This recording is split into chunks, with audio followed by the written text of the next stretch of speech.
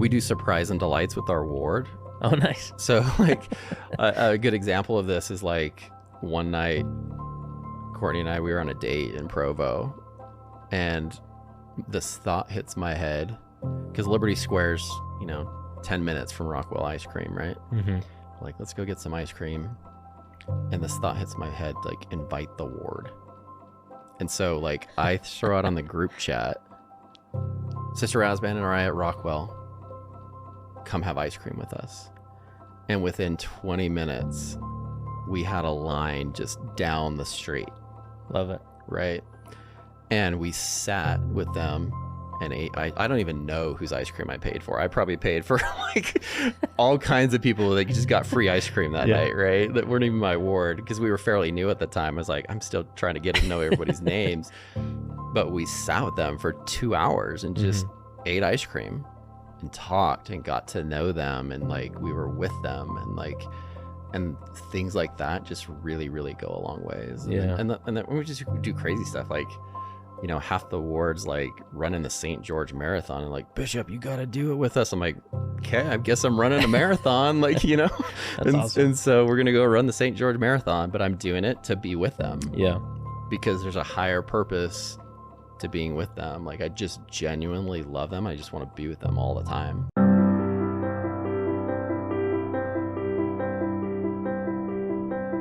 All right, in this Leading Saints episode, we're talking about chicken.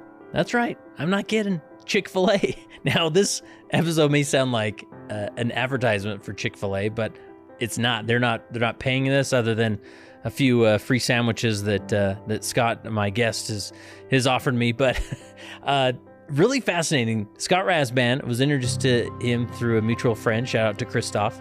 And he runs a Chick-fil-A in Spanish Fork, Utah. And as you know, if you've experienced the Chick-fil-A culture, it's something different. It's not your typical fast food chain and experience. And Chick-fil-A does a remarkable job with leadership training, culture development. And so Scott, being an owner of a location of Chick-fil-A, receives a lot of this experience, a lot of this training, and he's a YSA bishop. And so I wanted to bring these worlds together. What does a Chick-fil-A ward look like? How do the principles translate, and or what has he learned as a bishop that he translates to his professional life? And it led to a phenomenal discussion with so many, just nuggets in this episode as far as how to gather your ward in a very informal way, but a very effective way. How do you delegate some of the heavy connection points of when people need to talk and communicate? How do you use a mission statement or a vision to stimulate really effective culture? And it doesn't even require you to say, my pleasure, when they say thank you. But as you know, inside joke for those Chick-fil-A lovers out there. But let's jump into it. Here's my interview with Scott Rasband, bishop and owner of Chick-fil-A. All right, welcome back to the Leading Saints studio, another episode to share with you all. And I have the opportunity to sit down with Scott Rasband. How are you? Great. Good to be here. Awesome. Now let's get clear the name up here. Yeah, so okay. You are Elder Rasband's son. No, I'm just kidding. The funny thing is my dad's name is Ron Rasband. Oh, wow. So you are Ronald Rasband's son. Yeah, I am Ronald Rasband's son, but my dad was an optometrist in Murray. People may know him for his photography. He's always on KSL. Oh, really? Yeah, but there was a Thomas Rasband in Heber who had 11 sons. And so Elder Rasband's over here and we're over here and we've never crossed paths. Nice. So he's just an apostle to you. Yeah. So, but Cool. I still say our family's great. We do good things but it's fun to be associated with the name. Awesome. Yeah. Awesome. And you are a YSA bishop. I am. Yep. I've been doing that for about a year. Yep. Awesome. And you also run a Chick-fil-A. Yeah. So, yeah. I own and operate the Chick-fil-A in Spanish Fork, Utah. Nice. Yeah. Very cool. So what's the story behind getting a Chick-fil-A or going in that business? Yeah. So Chick-fil-A is just this amazing organization. Everybody asks how to get into it. But before we start, I just wanted I just had a couple impressions that I just wanted to share. Right. So, I run a Chick-fil-A. I'm dealing with young people constantly. Right. And I'm also a YSA bishop. And one of the most common questions I get, people come to me and they're like, that must be so hard like dealing with young people, Oh yeah. like young adults. And the stigmas of the fast food industry, for sure, or whatever, right? Or like in the ward even. And I've just had this impression that I just need to correct the narrative around this. So everywhere I go, everybody I talk to how good these young adults are. And so I just want to say, like, they are so amazing.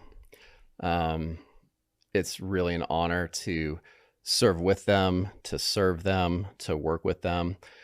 There's leaders in my Chick-fil-A, like we'll get into it, but I spent 15 years in medical devices. I would put them against leaders in the medical device industry. Wow. They're so solid. They're so committed.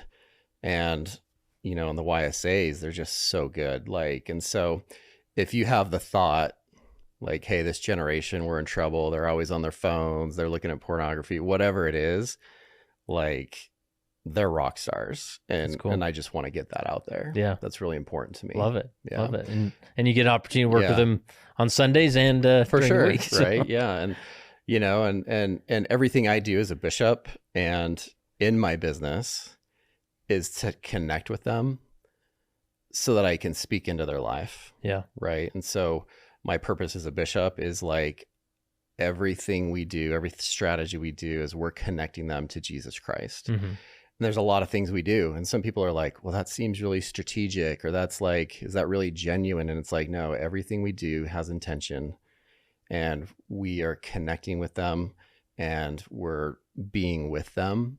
And ultimately that allows me to speak into their life and connect them to Jesus Christ. And in the business, it's connecting them to a higher purpose. Yeah. Like whatever that purpose is for them, my goal is to get them to where they want to go. And that's what we do. It's amazing. It's so awesome to be a part of it. So, yeah. Is there anything, I'm curious, because the temptation with, like, you know, I'm going to go back and forth from your ward into the Chick-fil-A experience, we'll do that but constantly. Like, is there anything Chick-fil-A does as an organization? Because I mean, there's an obvious culture, you know, anytime you experience a Chick-fil-A, but I would imagine running a restaurant, and one that's almost like this, you know, constant busyness and like to kind of go tyrannical and really let, you know, get to work, you know, do this. You're not moving fast enough, you know. I mean, is there something that the organization does to really make it more of a positive experience?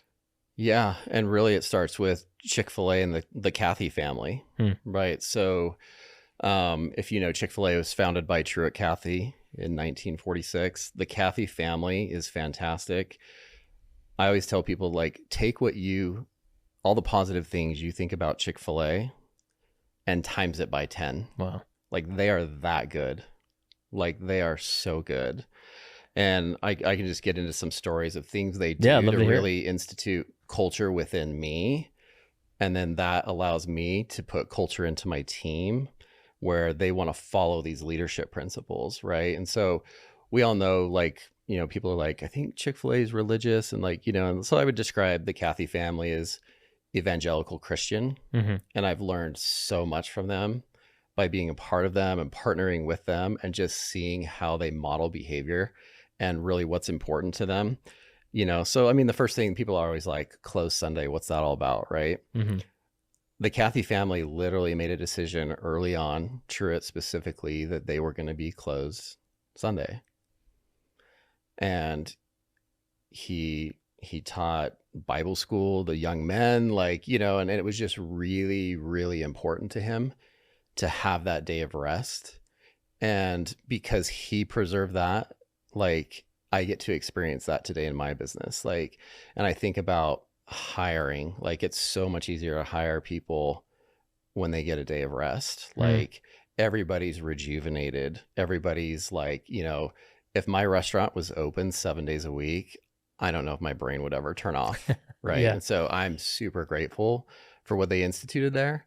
And I think it helps the business. Like, a lot of analysts might be like, oh, another day, right? Just think of how much sales you could get, right? This is one reason Chick-fil-A will probably never go public, because Wall Street will say you got to open on Sunday. Yeah, there's opportunity and they're there. preserving that culture, and they're just like, it's really, really important to them. And so it's a privately held company run by a family. You know, it's just this amazing family that just has these values. And so, and even if I remember right, you said that, I mean, Chick-fil-A will outpace a lot of the other competitors that are open 7 days a week. So, right? I mean, without getting into numbers, like we do 3 to 4 times the volume of most of our competitors. Wow. On one less day a week. Yeah. So it's amazing. They're great, but it goes back to, there's a lot of stories, like, so, back in 1982, Chick-fil-A came out with the corporate purpose, and it was a time where the business was struggling. Back then they used to take on more debt, and like they were a little bit scared, and all the executive team kind of locked themselves in a room, and they came out with the corporate purpose.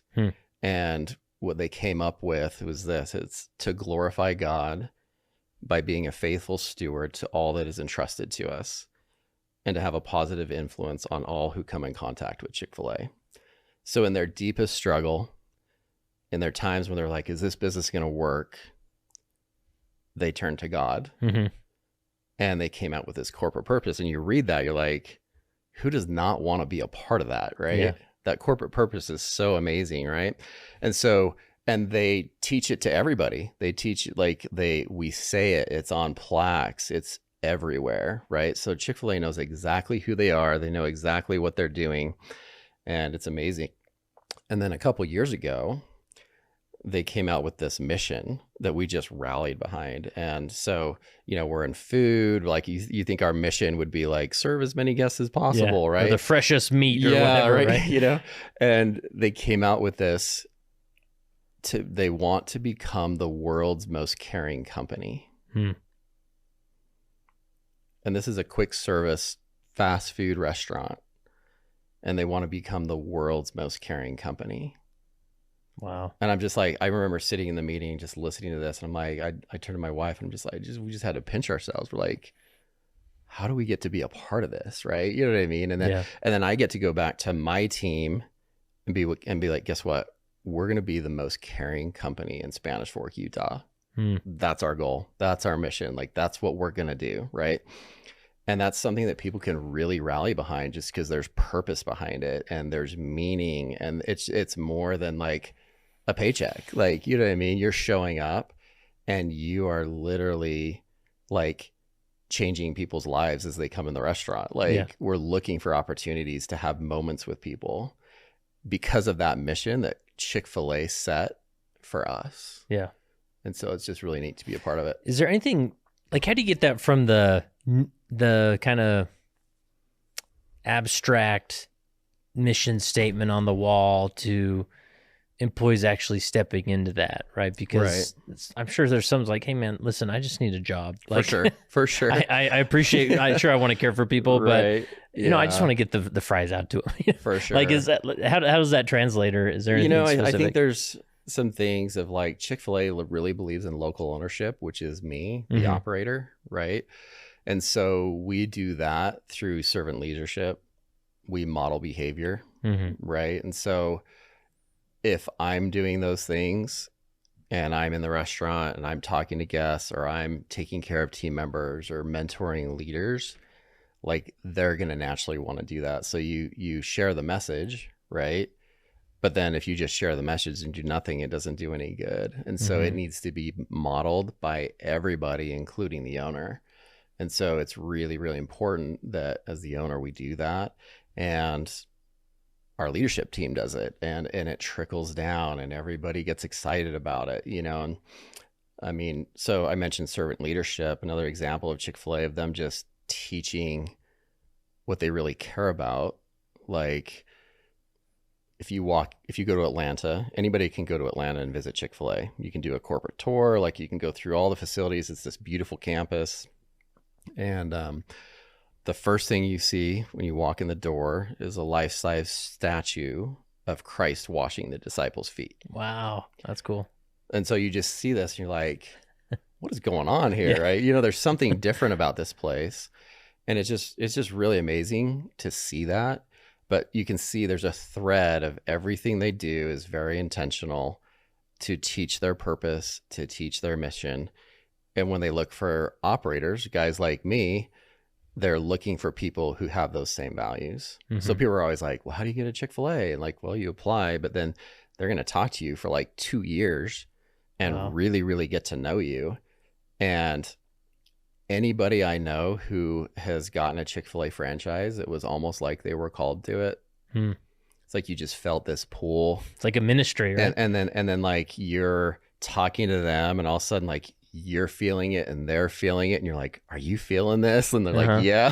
You know what I mean? And like it's like almost like a confirmation that it's like supposed to be right. And it's kind of weird to say that in the business world, Mm-hmm. but I think that's really how they select people, is like, it's not all your, I mean, experience matters, right? Leadership matters, but it's like, what is your why? And what's your heart behind wanting to do this? And are you going to be a guardian of our brand? Yeah. Like that's what they really, really want. They want Yeah. to protect the brand and the culture, because that's what's made it what it is today. So there's 2,000-3,000 operators out there that all feel called to Chick-fil-A, and they feel this like just gratefulness to be a part of it, and we carry out their mission. Yeah. So I That's what we imagine, do, I mean, right? this isn't like, you can't just be some investment firm that wants to have 15 restaurants in their portfolio. No, Chick-fil-A, you know. Yeah, it's like locally. most Chick-fil-A owners have one restaurant. That's another Yeah. common question. How many do you got? I got one. Yeah.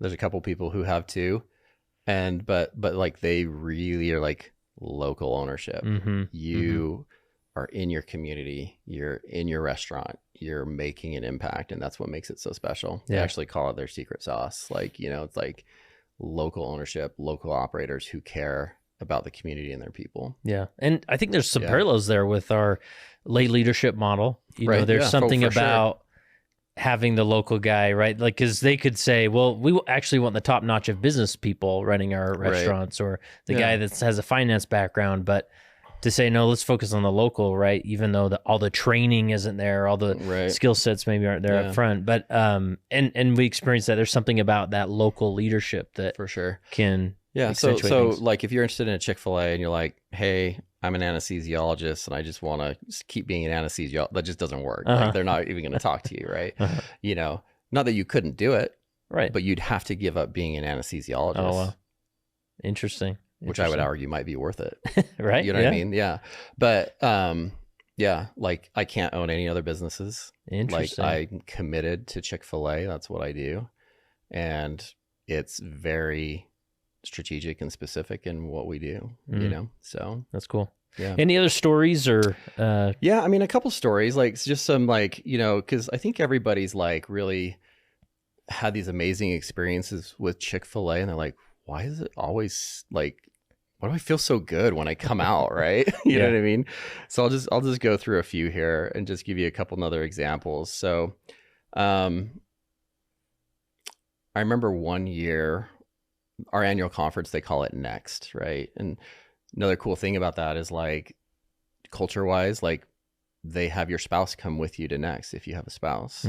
They pay for them to go, they involve the family, like, you know what I mean? And so it's just that's another culture thing. It's like, it's not just you. We know that your wife needs to, and so there's classes for Courtney about like how to deal with a crazy business owner or what, you know what I mean? Yeah. Or whatever, like, but like we were at one of these meetings and the keynote speech, the very end, like we're gonna have a talk on how to improve your business, right?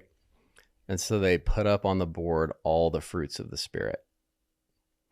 And they said, just take a minute and just sit in silence and like, which one is speaking to you right now? And you're sitting there and you're just like, what is going on, right? Yeah. And because I come from cutthroat medical device, right? Yeah. It's like, what's your quota? Did you hit your number? You're like, you know, and they said, whichever word you chose, that's your business plan for next year. And that's what's going to improve your business. So that's the heart behind Chick-fil-A. So they always talk about second mile service, Matthew 5:41, right? Going the second mile. And so everything we do and we teach, that I teach to my team, is second mile, right? So some examples of second mile that you may have experienced is like, if it's raining, there might be umbrellas by the door and a team member walks you out to your car. Wow.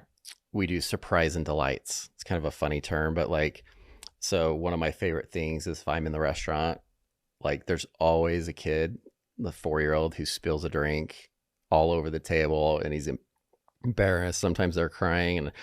And you know, I walk up to him, I'm like, guess what happens when people spill drinks?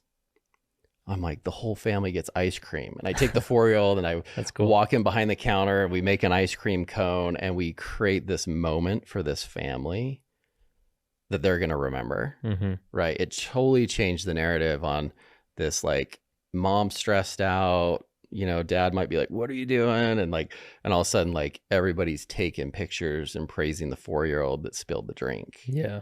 Right. So those are the things that we do every day, and we teach our team to look for moments, and moments create these emotional connections, right? And then it's like, when you think of Chick-fil-A, it's like, huh, like I really feel good when I'm in that place. Yeah. And like the food's good. The food is great. Like Yeah, we have great food, right? But there's just something that people can't describe about it. It's more than just the food, and these are the reasons why, right? So those are the things we do, you know. And so I'll share with you one more thing that we do with our team. So we teach core 4, and this will apply in any business, any situation, in my YSA award or whatever. So when we're interviewing people, we look for 4 things. So number 1 is create eye contact. Number 2 is share a smile. Number 3 is speak enthusiastically. And then number 4 is create an emotional connection, which they've later turned into always say my pleasure. They've added that to it. But if you think about those 4 things, right? Like think of, like, let's say you have a son or daughter who's going in for a job interview. If they can do those 4 things, like they're really going to be able to connect with people. And so when we're interviewing people and talking to people about joining our business, like, we're judging them on those 4 things of, like, you know, if they're interviewing and they're just staring out the window, we know they're not going to be able to connect with people. Right. Or, you know, like, did they ask an additional question in that interview to somehow connect with you? Right. Did you feel something other than like, yes, no, I did this and this and this. And it's like, you know, we'll have people, like, female leaders interviewing them. Somebody will be like, hey, I really like your necklace. Where did you get that? Right. And all of a sudden it goes into like this other conversation and they're able to connect. And so we really, really teach that. And so those might be some of the reasons why you have a positive experience at Chick-fil-A. Yeah. And so, yeah. Is there anything else to the my pleasure thing? I mean, it's almost, you almost test them when you ever go in. The my pleasure thing, that was actually before my time. I've done Chick-fil-A for 10 years, and Truett just had this vision of, like, we need to say my pleasure to everybody. And there's videos of him, like, at Chick-fil-A conferences with the entire operator team, the entire support center staff, and he's making them say my pleasure over and over, and they're just repeating my pleasure, and they ingrained it so much that it stuck, like, you know. And now it's genuine and it's sincere. And, you know, we'll have high school kids that come in and be like, do you fire people if they don't say my pleasure? Like, well, we're probably not gonna fire somebody. Like, you know what I mean? Yeah. But like Truett really had the vision.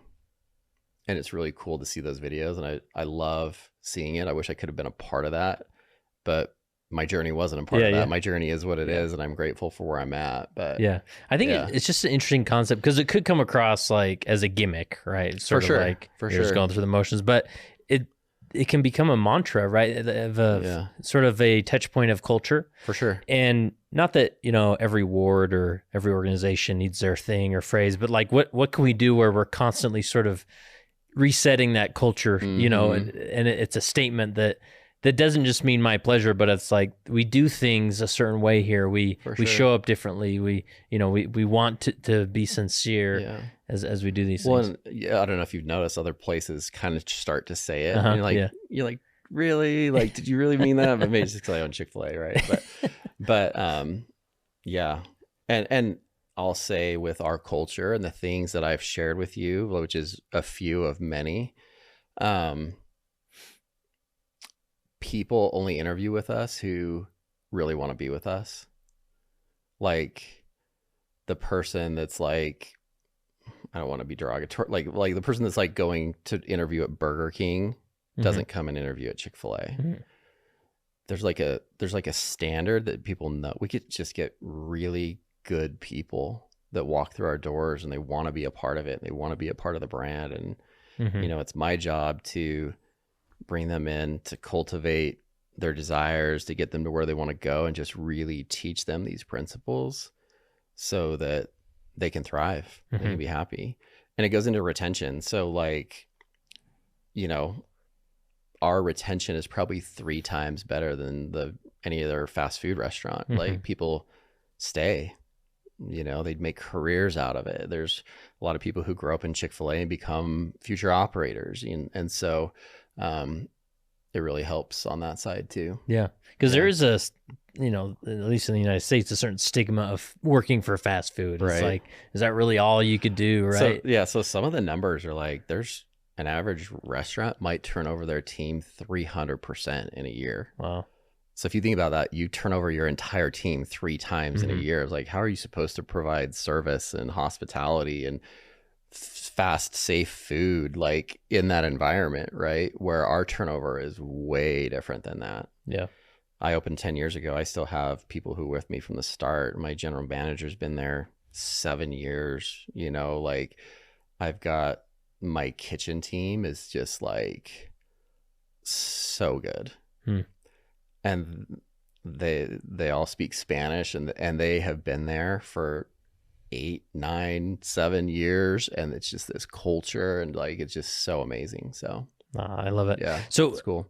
Maybe build a bridge to your experience as a YSA bishop. Like I'm always interested in what feeds sort of culture development for you in that container. Right. Yeah. So I mentioned to you, like, I don't remember who created this. Maybe you know, but like the old young men's, like working with the young men and how to work with them in the church. And it was be with them, let them lead, and connect them to heaven. Those 3 principles, right? And so I apply that in my YSA ward. I apply that in Chick-fil-A as well. So with Chick-fil-A, be with them is your presence matters. Right? That local ownership thing that we were talking about, right?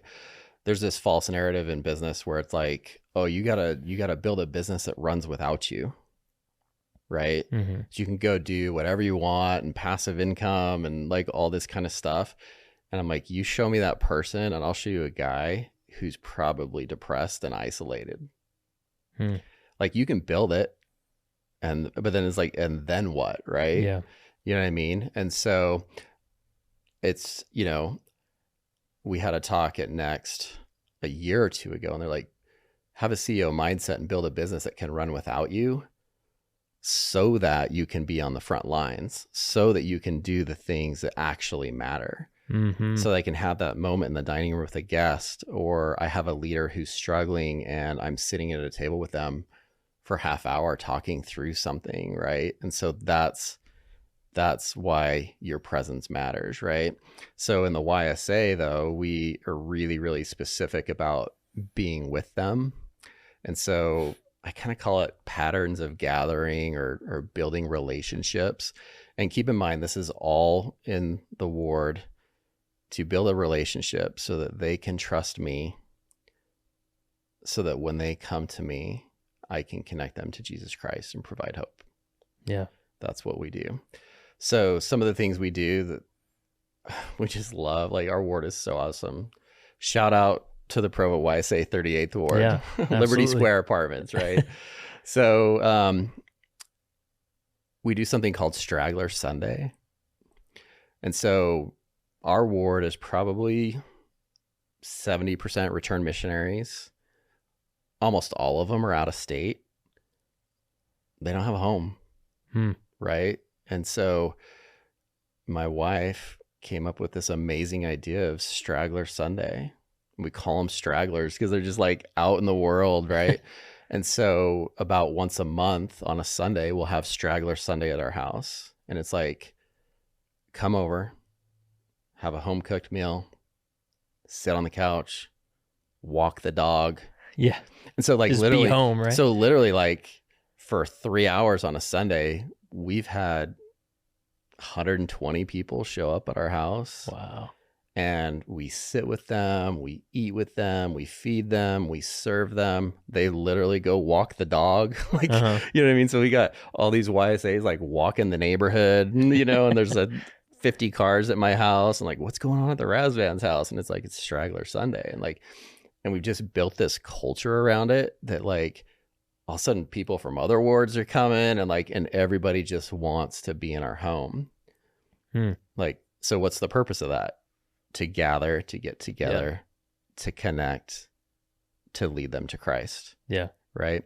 And one part I like about that is these gatherings, like the more informal, like the more longevity it seems to have. Like if you feel like, oh, we need someone to give that, 15-minute presentation, we need, someone to do this or that, but it's like, we're just here. Like we got some food, like show up. There's literally no agenda. Yeah. People are playing ping pong. And it's just, if it's summer, they're outside, they're walking the trails behind our house. Like there's just all kinds of just amazing things that happen with that. So that's been really beautiful. Cool. Another thing that I've really decided to do is like, it's really important to meet them where they're at. And so I've chosen to have a digital relationship with all of my members. So people are like, oh, phones are so bad and you can't do anything over a phone. And like, I'm like, you can do a lot of good over a phone. Like, you know what I mean? And so the amount of texts I send and get every day with my ward, it's just like, it's just going, but I'm building relationships with people. And so like every day I have an alarm that goes off on my phone and I send 3 texts, just who's on my mind. Send 3 texts, right?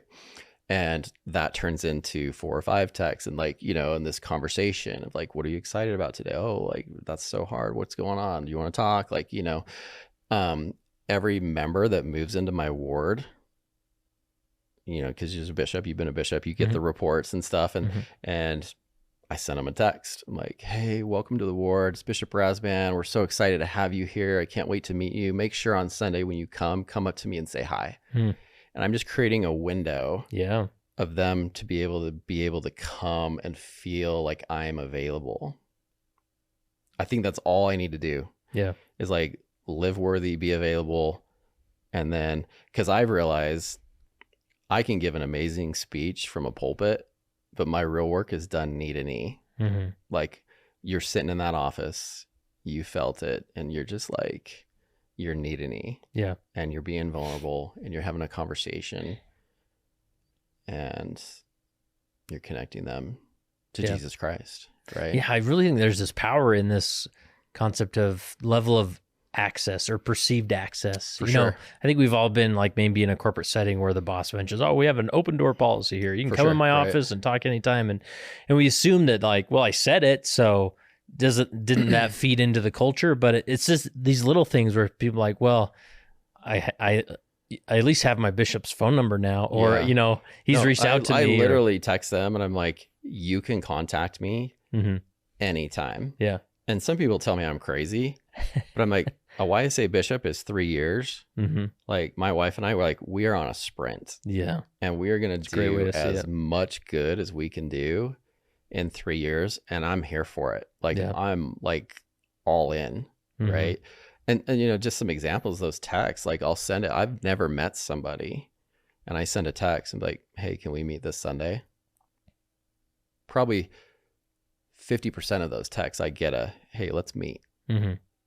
And I wonder if that meeting ever would have happened or how long it would have taken for that to happen if I hadn't proactively like reached out to them. Yeah. And created that space that I'm available, I'm here. Right. And so we do that. Yeah, that's awesome. That's awesome. Another thing, like, this is so good. Like, here's the good stuff. It's like, coming. If you thought that was good, this is good. No. So we really believe in mentoring. And so developing leaders, yeah, you come in to talk to the bishop, sometimes you're going to confess things, that's an important piece of it, right? But half of my appointments aren't about that. Half of them are, how do I make decisions in my life? And I just had this impression of how do I involve Sister Rasband? You've been a bishop in a family ward. Mm-hmm. That's a tough one, right? Yeah. In a YSA ward, it's totally different. Yeah, it's different dynamic completely. They love my wife. Mm-hmm. And so from the beginning, I got this impression that Sister Rasband needs to meet with people. So from day one, I've told the ward, hey, you can meet with me or you can meet with Sister Rasband. And her name, and this is kind of unconventional, right? And somebody may fire me, but I think it's amazing. But so her name is on the program, her cell phone's there. She meets with anywhere from 2 to 4 YSAs every Sunday. And they're coming to her with really hard things. Mm-hmm. And it's things that don't always have to come to me, but they're in a situation or have something that they just really want to talk about. And she's there for them and she's ministering to them and she's mentoring them. And sometimes it's been a bridge to me of I don't know if I trust your husband yet, but I trust you. Yeah. And it's a bridge to me and they've come to me together. Right. And Yeah. so it's been just this amazing thing. And she is all in on that as well. Mm-hmm. And so that's another way that we are being available and we're being with them so that we can help them have a relationship with their Savior. I think this really key insight with, there's this, especially with the shift of this idea that, in a more traditional ward, the bishop should be delegating more to the elders quorum, or least society president, right? Dynamics, still the same dynamic, definitely in a YSA ward. But, a lot of bishops are they're frustrated, well, I try, but they keep coming to me, right? And so for you to, it's just these little things of putting certain phone numbers in the program. I tell my elders a lot, who's the only person you can confess, or share your sins with. Yeah. And isn't it the bishop? I say anybody you feel comfortable with, right? We'll get to the bishop part. Yeah. that is there's keys there and a process there, but tell somebody you're struggling, open up to somebody. Yeah. And then that gets that momentum going that then leads to the bishop's office or, those appropriate channels. Yeah. And it offloads you that maybe it would be 60 texts a day you'd be receiving, but because of these cultural cues, it's getting spread out a little bit. Yeah. Yeah. It's great. Yeah. That's cool. And my wife is so good. She is amazing. So, they just love her to death, That's cool. Another thing that we do, there's a lot of be with them kind of stuff that I want to talk about, but I think as the bishop, people want to hear from you. I think a lot of bishops are oh, I'm in the limelight. I don't want to don't want to make it about me. Don't want to make it about me. Yeah. And so I've always wanted to hear from my leaders. And so for me, another part of being available to them is I speak to them often. It's not a scheduled sacrament talk, but after sacrament, I'll have an impression. I get up and I say it wow, you know what I mean? And I'm hey guys, I'm feeling this. I feel like I need to say this to you. And then I'll say it, and I think they really appreciate that. And it's this, they really respond to vulnerability. If I'm vulnerable, they can become vulnerable. Right. And so that's really important.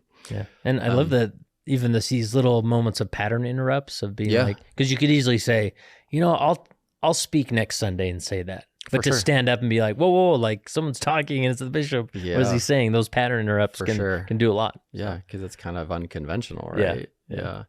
We do surprise and delights with our ward. Oh, nice. So a good example of this is one night, Courtney and I, we were on a date in Provo, and this thought hits my head because Liberty Square's, 10 10 minutes from Rockwell Ice Cream, right? Mm-hmm. Like, let's go get some ice cream. And this thought hits my head, like, invite the ward. And so, like, I throw out on the group chat, Sister Rasband and I at Rockwell, come have ice cream with us. And within 20 minutes, we had a line just down the street. Love it. Right. And we sat with them and ate. I don't even know whose ice cream I paid for. I probably paid for like all kinds of people that just got free ice cream that night, right? That weren't even my ward, because we were fairly new at the time. I was like, I'm still trying to get to know everybody's names. But we sat with them for 2 hours and just ate ice cream and talked and got to know them. And like, we were with them, and like, and things like that just really, really go a long ways. And then we just do crazy stuff. Like, you know, half the wards like running the St. George Marathon, and like, Bishop, you got to do it with us. I'm like, okay, I guess I'm running a marathon, like, you know. That's awesome. And so we're going to go run the St. George Marathon, but I'm doing it to be with them. Yeah. Because there's a higher purpose to being with them. Like, I just genuinely love them. I just want to be with them all the time. Mm-hmm. Yeah. So. And I just appreciate the informality of some of this, where like in our elders quorum, we have a group that works out in the mornings three times a week. We have a group that does game nights. We have a group that goes shooting often, right? That all the gun guys want to go and shoot. So it's like, or the pickleball group, right? It's like, wherever it is, like, go do your thing, and let's just doesn't have to be an official activity, it doesn't have to be official. And it's cool. The surprise things work the best. Like on move-in days, I'll just show up at outside the apartments with like 250 chicken sandwiches. And I'll just set up a table and I'll just be like, hey, I know you guys are all working hard. Who needs help moving a couch? And we got a bunch of sandwiches. That's and like awesome. Everybody will just come down and just flood. And we'll just talk and hang out and sit in the lawns, and we'll help people move. And like, it's really fun. So, that's awesome. Yeah. So that's the be with them part. The next part is like the let them lead. Right. And so with, obviously with Chick-fil-A, like, so to just give you an example, we have over 100 employees in one restaurant. There's a lot of people, like 30 or 40 of them are in leadership positions. We are very specific about what everybody does, but we let them do their job. We have a responsibility matrix that we have that outlines every single role, what exactly you do, you know, what you need to care for. And like, you know, so we're very specific with that. But I'm curious with that question, like with that leadership portion, like how do you enable them to not just wait around for you to tell them what to do, or I just totally get out of the way. Yeah. Like, you know, like when I say like, I'm delegating this to you, like I literally am like letting you do it, and I'm letting you fail. And like, you know, if we're looking at speed of service in our drive-through and somebody's got this idea, I'm like, go for it. Try it, see what happens. Like, what's the worst that can happen? Yeah. You know what I mean? Like, you know, like they wait an extra 2 minutes or whatever, but like through them, like creating it, owning it, it's their idea. Like if I'm just like, you need to do this, this, and this, and this, like, there's no buy-in, right? So they create the ideas, they create, and I'm there for strategic, like, hey, have you maybe thought about this? Or maybe it requires some capital investment. Like, hey, like, yeah, I'll approve that. Like, we'll spend money on that, right? But just truly letting them own it, both the success, like I'm not stealing their success, and the failure, right? It's like, oh, that didn't work. I'm like, okay, what are you going to try next? It's not like, oh, well, let's do this now. I know how to do it. It's like, what do you think we should do? Yeah. I always put it back on them.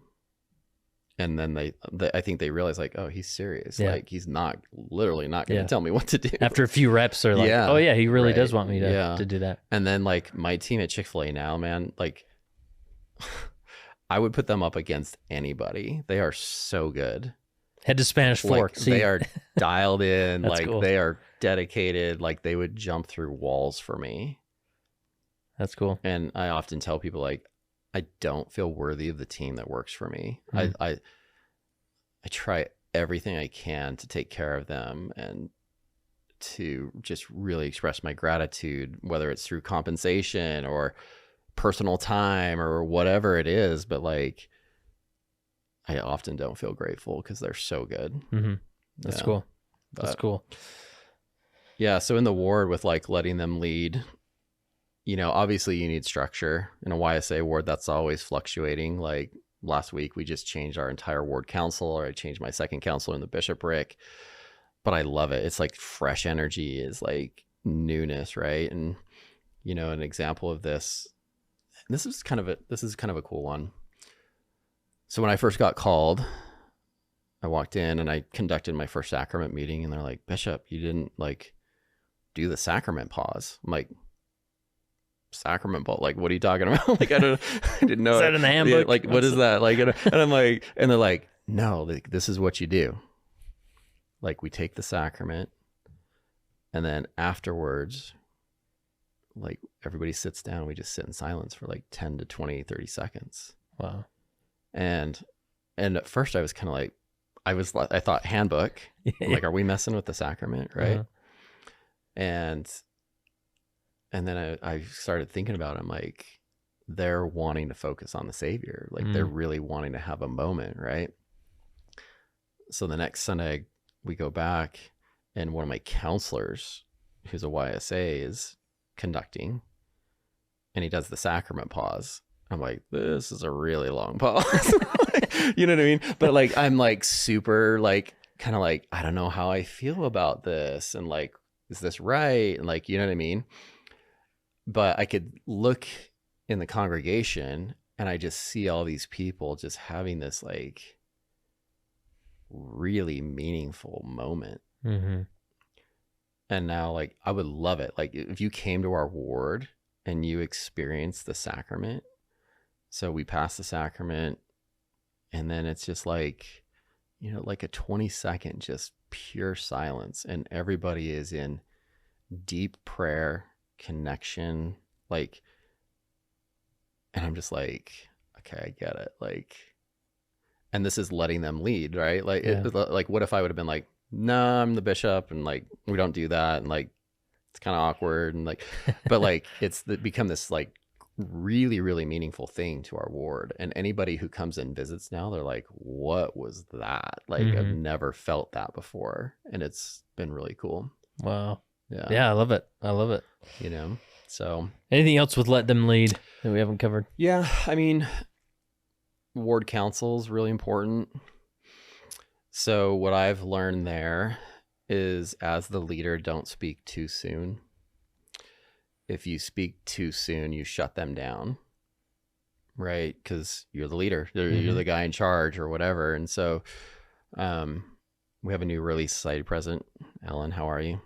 She's great, but she had these ideas for ministering as she's coming in. And she called me and she's like, "Bishop, I want to bring this up in ward council. Can I talk about it?" And I'm like, "Of course you can," right?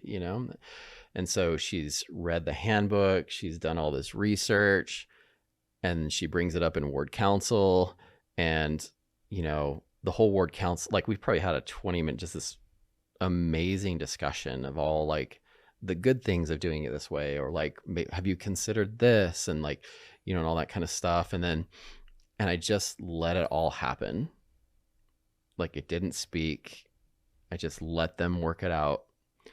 And then, it came to the end and somebody's like, "Well, what do you think, Bishop?" And I literally said something like, "Ellen has the calling and she's going to figure it out. And I'm totally confident it's going to be amazing." So Ellen's sitting with that right now. Right? Yeah. And so that's letting them lead, like truly like letting go. Now we have the handbook and we have rules. I don't love that word, but like, what I mean? Like guidelines and guardrails. And like, if anything was like crazy, obviously you're going to be like, yeah, that's probably not a great idea. Right. But let's talk about it. Right. But just truly letting them own it. And I have full confidence that whatever she moves forward with is going to be what our ward needs right now. Yeah. Yeah. Just those power in the words of you'll figure it out, and let me know. So yeah, that's awesome. That's awesome. Yeah. So connecting them to a higher purpose. Yeah. So on the ward side, it's connect them to heaven, right? Or Jesus Christ. And Chick-fil-A, it's connect them to a higher purpose. So all of this is building a relationship so that I can speak into their life, right? So you can speak into somebody's life through a title, like an owner operator. I can tell people what to do. Mm-hmm.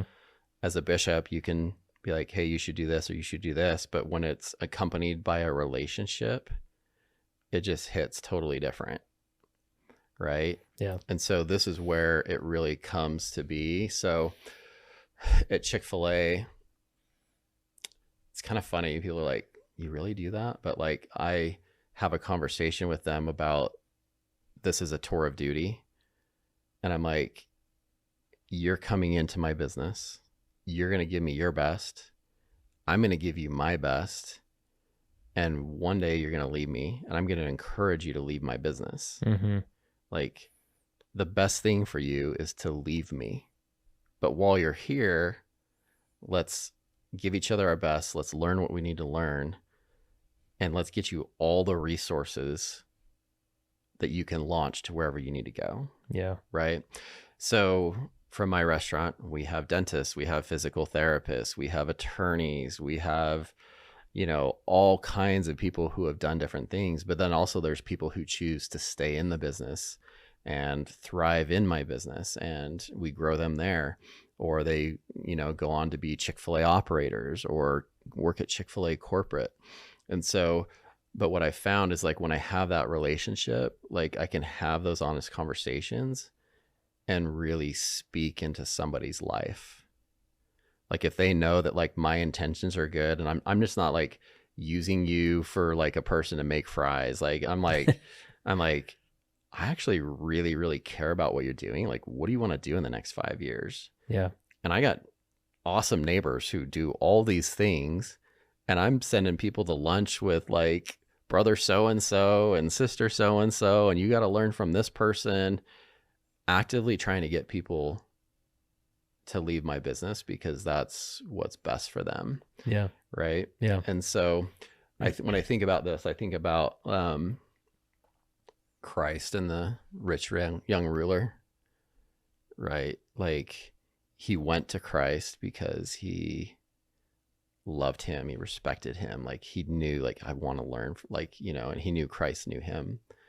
And so I look at it that way of like, when people come to you, it's a sacred responsibility to tell them the truth. Mm-hmm. And so I feel like I've gotten really good. I'm kind of a people pleaser. Like, so it took me a long time to learn this of like, you know what, you really like in your development, you need to work on this. Mm-hmm.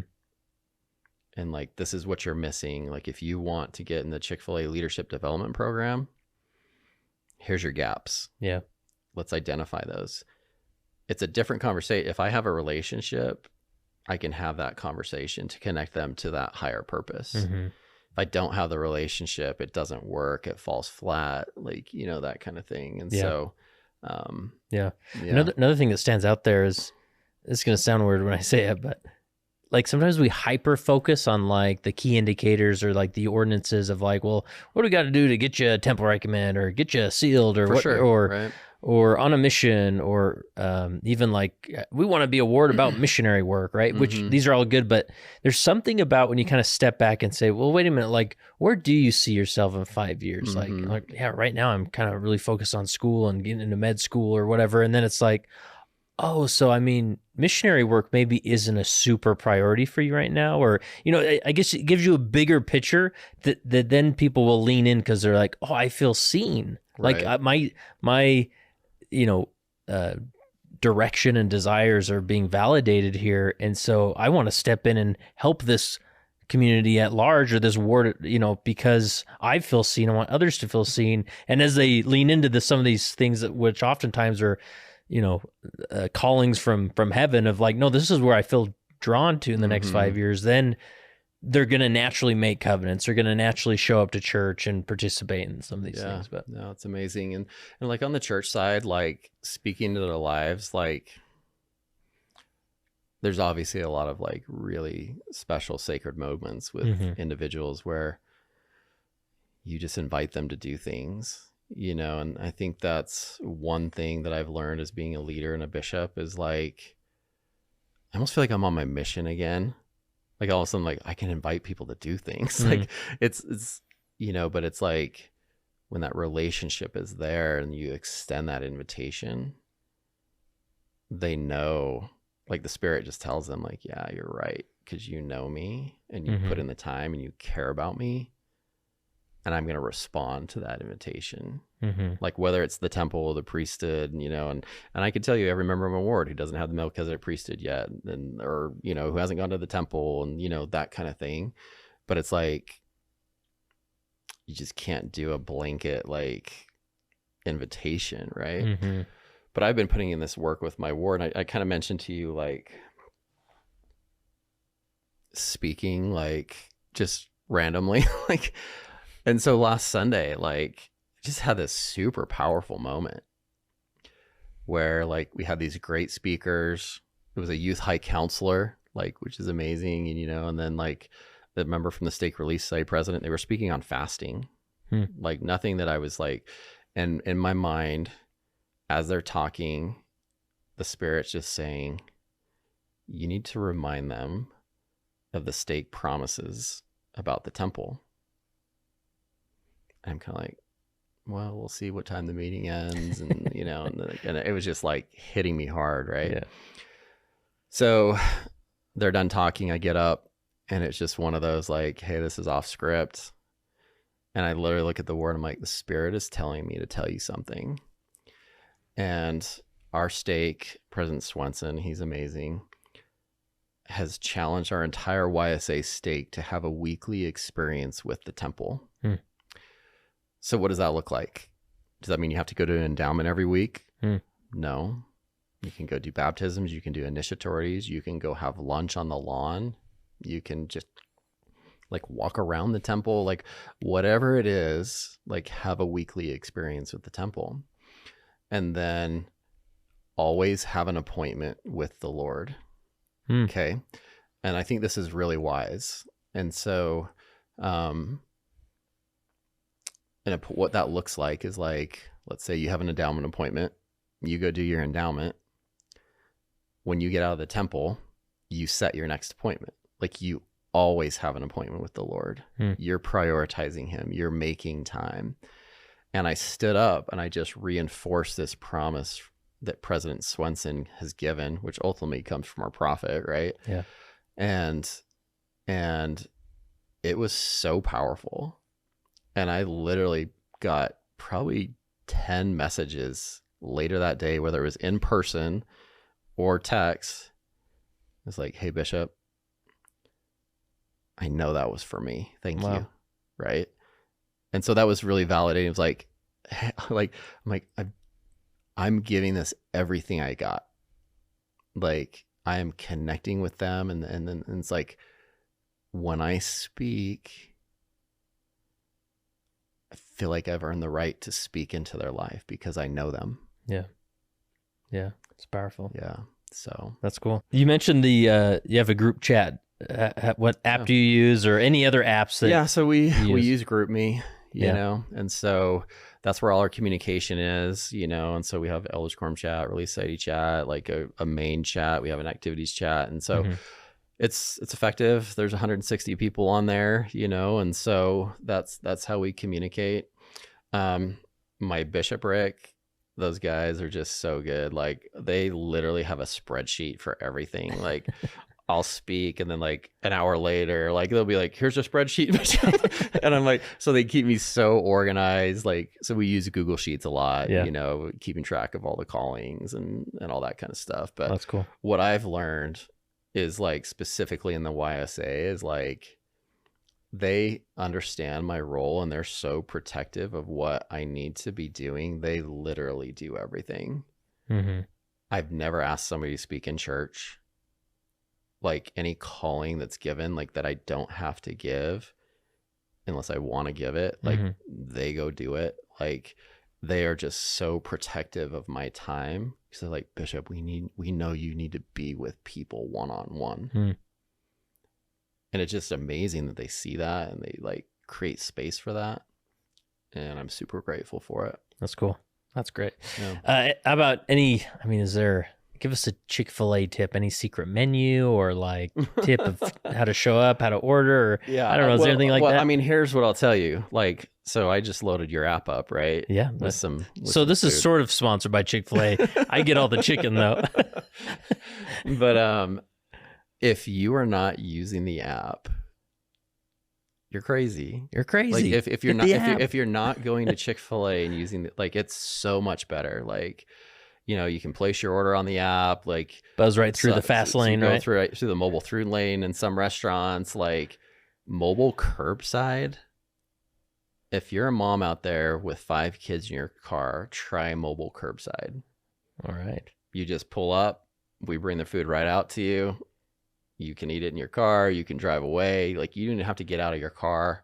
Like, there's some really amazing things going on with the app. And so, like, I would encourage people to really look at app usage. And awesome. I know everybody's got an app and just like, hey, do you really want to have this? But if you visit us more than a couple times a month, probably get the app. Probably worth having. Yeah. So. What's with the shakes? Why are they so good? What's in the shakes? Because they have over 1,000 calories in them. Oh, okay. High fat.